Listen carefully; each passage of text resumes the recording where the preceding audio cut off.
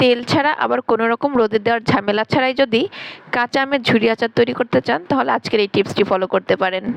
আচারটি এতটাই লোভনীয় যে চুলা থেকে নামানো মাত্রই শেষ হয়ে যাবে।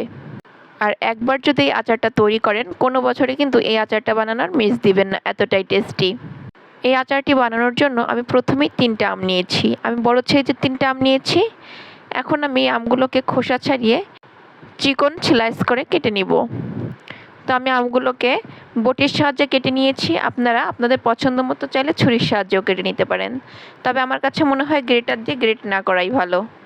দেখতেই পাচ্ছেন আমি কেমন করে কেটে নিয়েছি, না খুব বেশি মোটা না খুব বেশি চিকন। তারপর আমি পানি দিয়ে আমগুলোকে খুব ভালো মতো পরিষ্কার করে ধুয়ে নিব। এক পাত্র থেকে ধুয়ে আমি অন্য একটা পাত্রে আমগুলোকে তুলে নিচ্ছি।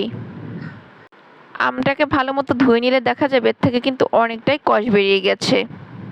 আজকের আচারটি বানানোর জন্য আমি এমন আম নিয়েছি যে আমে আটিটা শক্ত হয়ে গিয়েছে, অর্থাৎ ভালো বতি দেখে আমি আম নিয়েছি। এখন আমগুলোকে আমি নিয়ে নিচ্ছি, এর ভিতর অ্যাড করে দিচ্ছি চিনি। আমি এখানে 1 কাপের থেকে একটু কম পরিমাণে চিনি ব্যবহার করেছি, প্রায় 1 কাপই বলতে পারেন।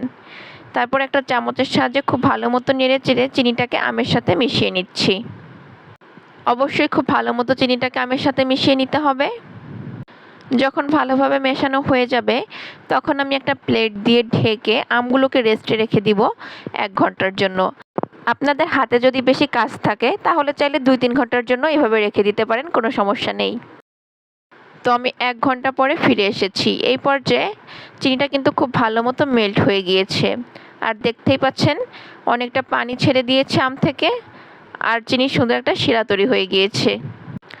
এখন আমি চিনির পানি সহ আমটাকে একটা প্যানের ভিতর দিয়ে দিলাম। তারপর আমি চুলার জাল অন করে এগুলোকে রান্না করে নিব। তো আমি এই পর্যায়ে কিন্তু মিডিয়াম ফ্লেমে আমটাকে রান্না করে নিচ্ছিলাম। আমি বেশ কিছু সময় রান্না করে নিয়েছি। এখন আমি এর ভিতর অ্যাড করে দিচ্ছি সামান্য একটু হলুদের গুঁড়া আর 1/3 স্পুন লাল মরিচের গুঁড়া। হলুদটা ব্যবহারের ফলে আমের ভিতর খুব সুন্দর একটা কালার আসবে, আর মরিচটা ব্যবহার করার ফলে খুব সুন্দর একটা ঝাল ঝাল টেস্ট আসবে, খেতে অনেক বেশি টেস্টি হবে। হাই হিটে কিন্তু আমটাকে রান্না করা যাবে না, তাহলে দেখা যাবে যে শিরাটা ঘন হয়ে গিয়েছে, অন্যদিকে আমটা ভালো মতো সিদ্ধ হয়নি। আমি আরও প্রায় 5-6 মিনিটের মতো রান্না করে নিয়েছি। এখন কিন্তু অনেকটাই শিরাটা ঘন হয়ে গিয়েছে। এই পর্যায়ে আমি এর ভিতর অ্যাড করে দিব স্পেশাল আচারের মশলা। আমি এখানে 1 চা চামচ আচারের মশলা ব্যবহার করছি। খুব বেশি ব্যবহার করা যাবে না, আমের পরিমাণটা বুঝে মশলাটা ব্যবহার করতে হবে। ভালো মতো নেড়ে চেড়ে মশলাটাকে আমের সাথে মিশিয়ে নিচ্ছি।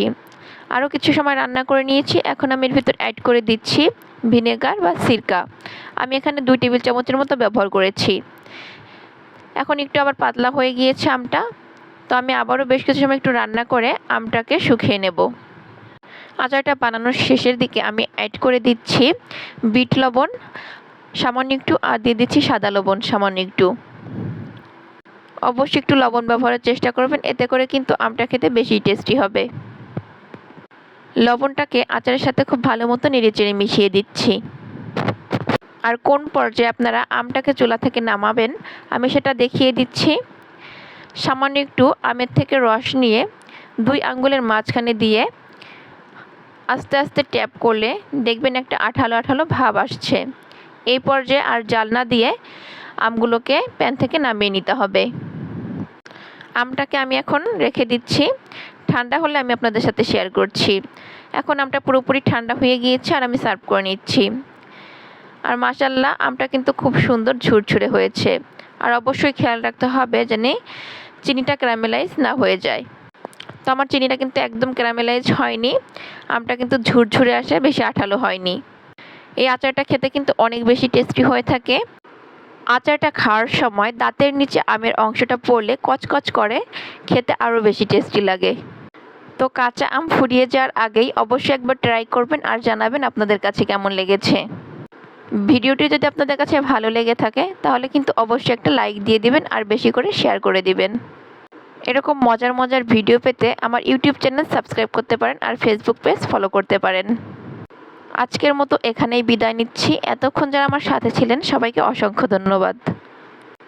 সবাই ভালো থাকবেন, সুস্থ থাকবেন। আসসালামু আলাইকুম।